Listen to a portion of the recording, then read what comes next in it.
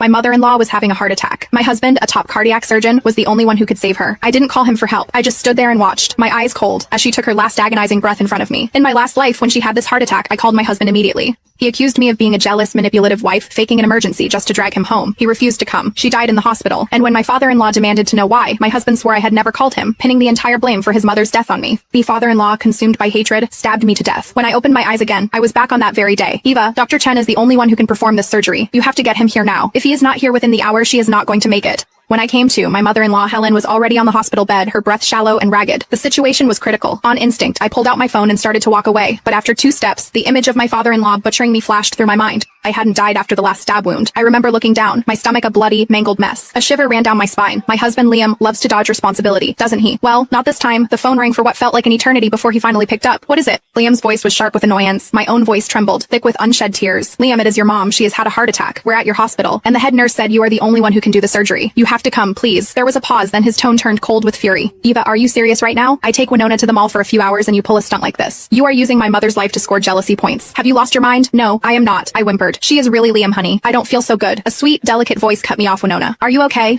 Liam's voice instantly shifted to panicked concern. He didn't forget to hiss a final threat into the phone. Eva, I hope you are happy now, and you better stop cursing my mother with these fake illnesses, or I swear to God, you'll regret it. He hung up. I looked up. The faces of the emergency room staff around me were a mixture of awkwardness and pity. I offered them a helpless smile. Last time, I'd rushed out of the room to make the call, trying not to upset Helen further. But when everything went to hell, Liam, terrified of the hospital's reprimand and his father's wrath, denied I had ever contacted him. This time, I made sure to make the call in front of everyone. I needed witnesses, but that wasn't enough. I hit redial once, twice, 3 times. On the 4th try, the call wouldn't go through.